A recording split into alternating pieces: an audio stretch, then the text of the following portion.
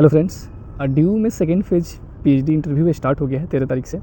और अलग अलग जो वहाँ के डिपार्टमेंट्स हैं उन लोगों ने अपना स्केड्यूल निकाला है और आप जाके उनके वेबसाइट पर देख सकते हैं। जैसे पॉलिटिकल साइंस की बात की जाए तो पॉलिटिकल साइंस की आपका 16 से स्टार्ट हो रहा है इंटरव्यू। 16 को है, 17 को है, 18 को नहीं है, 19 को है और 20 को है। 4 दिन इंटरव्यू है और एक अप्रॉक्सीमेटली 550-600 बच्चों को उन लोगों ने बुलाया है। और उसको जाकर आप देख सकते हैं उनके वेबसाइट, जो उनके डिपार्टमेंट की जो वेबसाइट है वहाँ पर आप जाकर डाउनलोड कर लीजिए और आपका जो सीरियल नंबर है उसी सीरियल नंबर से वो बुलाते हैं और बेसिकली अल्फ़ाबेटिकली बुलाते हैं आपके, ठीक है। उसी तरह आप हिंदी का भी नहीं आया है, फ़िलॉसफी का आ गया, फ़िलॉसफी का कल से स्टार्ट हो रहा है। तो उसी तरह अलग अलग जो वहाँ के डिपार्टमेंट है सभी ने अपना स्केड्यूल निकाला है, आप जाकर देख सकें। कुछ लोग कुछ डिपार्टमेंट निकाल चुका है, कुछ डिपार्टमेंट अभी नहीं निकाला है, ठीक है।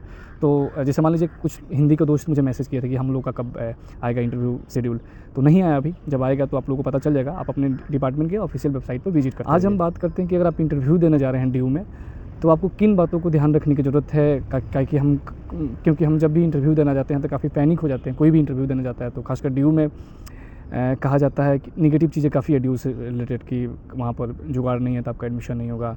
अगर आपका सोर्स पैर भी नहीं है, कोई प्रोफेसर आपको अगर नहीं जानता है तो आपका एडमिशन नहीं होगा।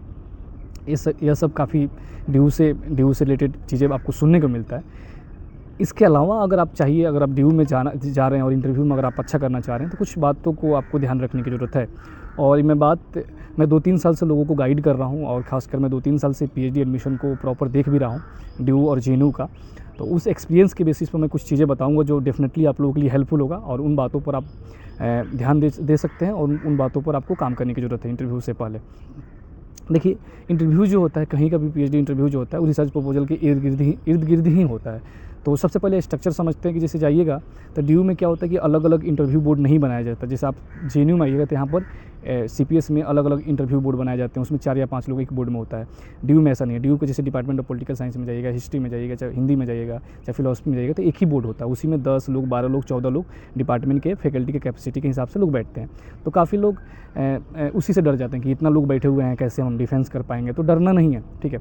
और दूसरी बात, आप जब जाइएगा, जैसे डिपार्टमेंट ऑफ पॉलिटिकल साइंस की बात करें तो इंटर कीजिएगा तो जनरली क्वेश्चन जो है प्रोफेसर 2 या 3 आदमी ही पूछता है। वहाँ पर कितना लोग बैठा है उससे कोई लेना देना नहीं है, ठीक है। तो संख्या पर मत जाइए कि कितना फैकल्टी बैठते हैं इंटरव्यू बोर्ड पर, वो ज़्यादा मैटर नहीं करता है।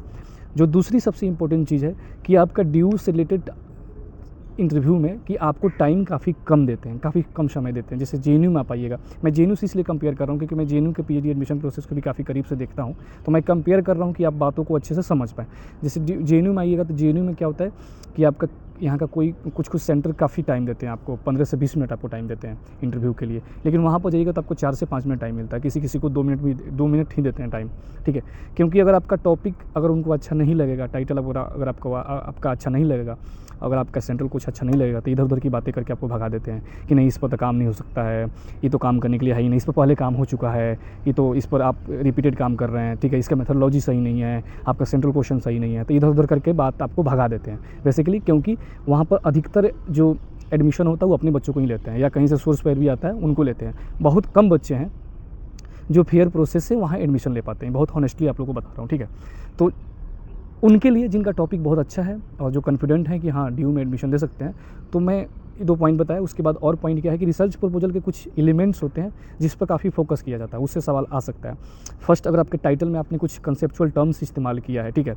जैसे मान लीजिए कि मैं टाइटल में डाला हूँ कि मैं कास्ट का फंक्शनल एस्पेक्ट देखना चाह रहा हूँ, तो आपसे पूछ लेंगे कि फंक्शनल एस्पेक्ट से क्या मतलब, आपका फंक्शनलिज्म से क्या एस्पेक्ट है। तो आपने टाइटल में अगर कुछ की टर्म्स इस्तेमाल किया तो वो की टर्म्स पर आप फोकस कीजिए। दूसरा, सेंट्रल क्वेश्चन जो आप लिखे होंगे अपने रिसर्च प्रपोजल में, तो सेंट्रल क्वेश्चन में जो आपने टर्म्स इस्तेमाल किया होगा, टर्मिनोलॉजी इस्तेमाल किया होगा, उससे भी डायरेक्ट क्वेश्चन पूछ सकते हैं और पूछते हैं, ठीक है। उसके अलावा अगर आपके टाइटल में वो इंटरेस्टेड नहीं है, आपके टॉपिक में इंटरेस्टेड नहीं है, तो आपसे सीधे रिसर्च मेथोडोलॉजी से क्वेश्चन पूछते हैं कि आपका मेथड क्या है, मेथोडोलॉजी क्या है आपका, आप किस मेथड से काम करना चाहते हैं, क्वालिटेटिव है आपका, क्वांटिटेटिव है। क्वालिटेटिव मेथड में आपका, मेथोडोलॉजी में आपका क्या है, इंटरव्यू मेथड लेना चाह रहे हैं आप, एथनोग्राफी करना चाह रहे हैं आप, फेनोमेनोलॉजी करना चाह रहे हैं। मैं आप लोगों को बता दूं, मैं बहुत लोगों को गाइड करता हूँ, इस सब में क्लियरिटी नहीं होती यार, यहीं फंस जाते हैं आप लोग, ठीक है। तो जो भी मेथड आप इस्तेमाल कर रहे हैं या जो भी मेथड आपने मेंशन किया रिसर्च प्रपोजल पर, उसको आप एक बार ज़रूर देख लीजिए कि कौन सा मेथड है, उसका क्या मतलब है, उसका क्या जस्टिफिकेशन है आपके टॉपिक से रिलेटेड। तो उसको आप नोट्स डाउन कर लीजिए, सीनियर से बात कर लीजिए, उस पर थोड़ा क्लियरिटी ला लीजिए कि अगर मान लीजिए आपने पार्टिसिपेटरी ऑब्जर्वेशन डाला है या इंटरव्यू मेथड डाला है, तो कैसे आपके टॉपिक में हेल्प करेगा, कैसे डाटा कलेक्ट कीजिएगा आप, और आपके टॉपिक से कैसे जुड़ा हुआ है, ठीक है। मेथोडोलॉजी की चीज़ें आपको अभी किताब पढ़ने का टाइम नहीं है, तो बेसिक जाके आप इंटरनेट पर पढ़ सकते हैं, या हो सके तो कोई अगर आपके आसपास सीनियर हैं जो मेथोडोलॉजी की अंडरस्टैंडिंग थोड़ा बहुत रखते हैं, उनसे बात कर लीजिए, ठीक है। अब इसके अलावा अगर देखा जाए टॉपिक, तो आपके लिटरेचर से टॉपिक पूछा जाता है कि आप कौन सा लिटरेचर पढ़े हैं, आपका जो रेफरेंसेज में आप लिटरेचर मेंशन किए रहेंगे, अगर कोई लिटरेचर उनको अगर अच्छा लगेगा, मान लीजिए कोई क्लासिक लिटरेचर, अगर मान लीजिए आप कास्ट पर काम कर रहे हैं या कॉन्स्टिट्यूशन पर काम कर रहे हैं, तो मान लीजिए कॉन्स्टिट्यूशन पर काम कर रहे हैं तो ग्रेगोरियन ऑस्टिन से आपसे क्वेश्चन पूछा जा सकता है, या कंटेम्प्रेरी कंटेक्स्ट में कोई बढ़िया काम हुआ होगा कॉन्स्टिट्यूशन पर और आपने मेंशन किया रेफरेंस में, तो उससे क्वेश्चन पूछा जा सकता है। तो ये सब चीज़ें आपको प्रिपेयर्ड होकर जाना है इंटरव्यू के लिए, ठीक है। एक जो सबसे इंपॉर्टेंट चीज़ मैं आप लोगों को बताना चाहता हूँ ड्यू में, कि ड्यू में कोई थंब रूल या कोई स्पेसिफिक फॉर्मेट नहीं होता कि इंटरव्यू कहाँ से स्टार्ट होगा। जैसे जनरली जाइएगा आप आईआईटी में या जेएनयू में या जो अच्छे जगह जहाँ इंटरव्यू बहुत अच्छे से होता है, जहाँ टाइम देते हैं, वहाँ पर क्या होता है कि आपको प्रॉपर टाइम देते हैं कि आप बताइए कि आपका आइडिया क्या है, प्रेजेंट करने के टाइम देते हैं 2 मिनट 3 मिनट, बोलते हैं अपने आप को इंट्रोड्यूस कीजिए। ड्यू में ऐसा नहीं होता। ड्यू में क्या होता है, कुछ सेंटर में जैसे आप घुसिएगा, इंटर कीजिएगा आप इंटरव्यू बोर्ड के सामने, आपसे क्वेश्चन पूछना चालू कर देंगे आपके टाइटल से या आपके सेंट्रल क्वेश्चन से। तो मेंटली आपको प्रिपेयर्ड रहना है। दूसरा बात कि आपको पैनिक कहीं से भी नहीं होना है कि आपका इंटरव्यू 4 मिनट जा रहा है तो आपका इंटरव्यू खराब गया है, या जिनका 6 मिनट गया है उनका अच्छा गया है।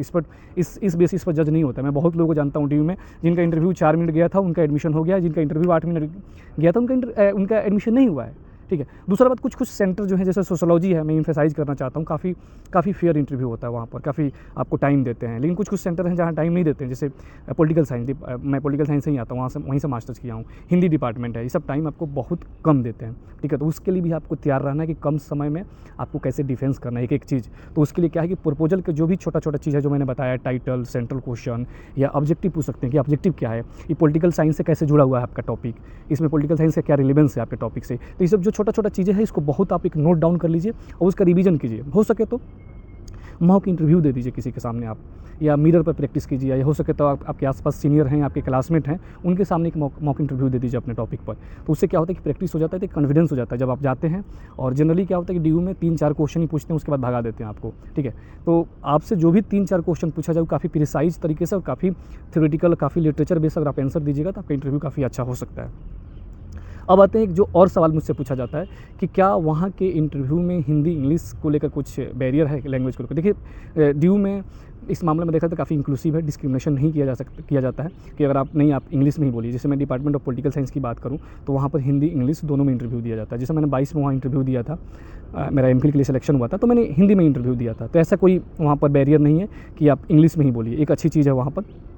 और लैंग्वेज को लेकर आप परेशान मत होइए। एक सवाल और पूछा जाता है मेरे से, क्वेश्चन के लोग मैसेज करते हैं, कमेंट करते हैं वीडियो पे कि क्या वहाँ पर कोई ड्रेस कोड होता है। तो देखिए ड्रेस कोड कुछ नहीं है, आपको जो अच्छा लगे, जिस कपड़े में आप कंफर्टेबल हैं, जिस आउटलुक में आप कंफर्टेबल हैं उसको पहन के जाइए। गर्मी के दिन है तो ऐसा नहीं कोट वोट पहन कर चले जा रहे हैं और पसीना से तरबदर होकर आप इंटरव्यू बोर्ड में जा रहे हैं, तो उनका मूड ख़राब हो जाएगा। तो कोशिश कीजिए कि आपको जो कंफर्टेबल लगे, जो कपड़ा कंफर्टेबल लगे, वहीं पहन कर जाइए आप, ठीक है। और क्योंकि गर्मी काफ़ी ज़्यादा है मई चल रहा है, इन सब बातों को ध्यान रखने की ज़रूरत है। डिहाइड्रेट मत होइएगा आप। कभी कभी क्या होता है कि हम पैनिक होकर प्रेशर में आके पानी नहीं पीते हैं, खाना नहीं खाते हैं, तो उस सब भी काफ़ी अफेक्ट करता है। कोशिश कीजिएगा कि आप टाइम से पहुंच जाएं, पानी खूब पीजिएगा जितना हो सके, क्योंकि छोटा चीज़ें काफ़ी मैटर करता है। कभी कभी मैं जानता हूँ कि बहुत अच्छे स्टूडेंट जब इंटरव्यू रूम में घुसते हैं तो काफ़ी पैनिक हो जाते हैं और प्रेजेंट नहीं कर पाते हैं, जो बोलना चाहते हैं बोल नहीं पाते हैं। तो इन सब बातों को ध्यान रखने की ज़रूरत है इंटरव्यू में इस बात से आपका इंटरव्यू डिसाइड नहीं होगा कि आप कितना पढ़े हैं, कितना ज्ञान है आपका। ये जो छोटा साइकोलॉजिकल चीज़ें हैं, इन सब से भी डिटरमाइन होता है आपका इंटरव्यू, कि आपका इंटरव्यू अच्छा जाएगा कि नहीं जाएगा, ठीक है। तो इन सब चीज़ों का भी ध्यान रखना है, पैनिक नहीं होना है आपको। आप पानी रखिए अपने साथ, ठीक है, टाइम से पहुंच जाइएगा। और जैसे मैंने बताया कि आपके डिपार्टमेंट ऑफ पॉलिटिकल साइंस में अल्फ़ाबेटिकली और सीरियल वाइज आपका इंटरव्यू होता है। तो आप देख लीजिए कि आपका सेशन सुबह है कि शाम है, किस डेट को है, ठीक है, उसी हिसाब से जाइए आप। मैंने रिसर्च प्रपोजल पर जो बात बताया वो सबसे क्वेश्चन जरूर आएगा, आप इस बात को ध्यान रखिए। उसके अलावा मैंने कुछ डाउनफॉल या डार्क साइड बताया कि ड्यू में टाइम कम देते हैं, ठीक है, और थोड़ा सा आपका सोर्स वेरी वाला मामला भी चलता है वहाँ पर। लेकिन जो दोस्त ईमानदारी पूर्वक जाके इंटरव्यू देने की कोशिश कर रहे हैं। तो मैं कुछ पॉइंट जो बताया था उस पॉइंट को ध्यान रखिए आप, ज़रूर आपको लास्ट में मैं एक दो चीज़ और क्लियर करने की कोशिश करूँगा जो काफ़ी इंपॉर्टेंट है। जैसे बेसिक क्वेश्चन काफ़ी पूछे जाते हैं, खासकर मेथोडोलॉजी से रिलेटेड, कि मेथड और मेथोडोलॉजी में क्या अंतर होता है, क्वालिटेटिव मेथड से आपका क्या मतलब है, क्वालिटेटिव मेथड से आपका क्या मतलब है। जैसे मैंने वीडियो के बीच में मैंने बात किया था कि मेथोडोलॉजी से क्वेश्चन पूछते हैं, तो मेथोडोलॉजी में जो भी आपने बेसिक इंस्ट्रूमेंट टूल्स या आपने कोई फील्ड साइट चूज़ किया तो उस फील्ड साइट का जस्टिफिकेशन देना पड़ेगा। जैसे मान लीजिए मैं बिहार से हूँ और मैंने बिहार के किसी डिस्ट्रिक्ट ज़िले को अपने फील्ड साइट के रूप में चुना है कि मैं यहाँ पर जाकर फील्ड वर्क करूँगा, फील्ड से डाटा कलेक्ट करूँगा, तो आपसे पूछा जाएगा कि आपने डिस्ट्रिक्ट अपना ही डिस्ट्रिक्ट क्यों चूज़ किया। तो ये सब का जस्टिफिकेशन आपको देना पड़ेगा। तो मेथोडोलॉजी के वाला सेक्शन में ये सब चीज़ों का भी ध्यान रखिएगा।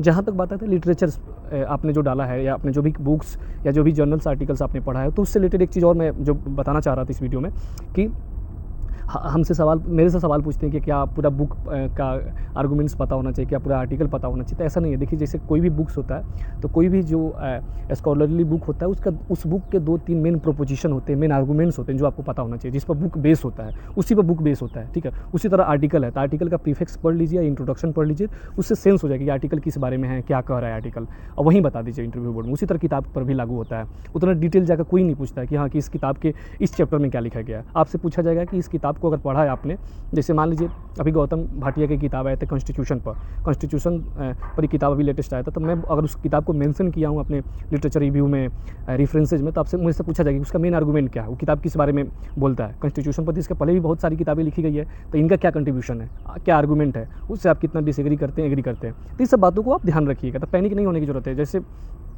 मेरे से दोस्त आके मिलते हैं कि यार मैंने तो बहुत लिटरेचर डाल दिया है, काफ़ी किताब डाल दिया, जर्नल्स डाल दिया, लेकिन मुझे पता नहीं है कि उसका आर्गूमेंट क्या है। तो बेसिकली आज के समय में चैट जीपीटी या गूगल जो भी है उस सब का इस्तेमाल कीजिए, उसका जो भी मेन पॉइंट है उस मेन पॉइंट को नोट्स डाउन कर लीजिए, शॉर्ट नोट्स बना लीजिए, जितने भी आपने आर्टिकल्स या जितने भी बुक्स का आपने इस्तेमाल किया है, ये ज़रूर डेफिनेटली आपके लिए हेल्पफुल होगा। और उसके अलावा जो मैंने पॉइंट्स बताया आपको जो वीडियो के, उस पॉइंट को भी आप कंसीडर कीजिए, ध्यान रखिए, डेफिनेटली आपका इंटरव्यू अच्छा जाएगा। इसके अलावा भी अगर डाउट्स कंसर्न होगा आपको ड्यू से रिलेटेड, या आप साइंस बैकग्राउंड से आते हैं या किसी और दूसरे सब्जेक्ट से आते हैं, और कोई अगर आपको डाउट है, संदेह है, तो ज़रूर कमेंट कीजिए, मैं कोशिश करूँगा उस पर रिप्लाई करने का।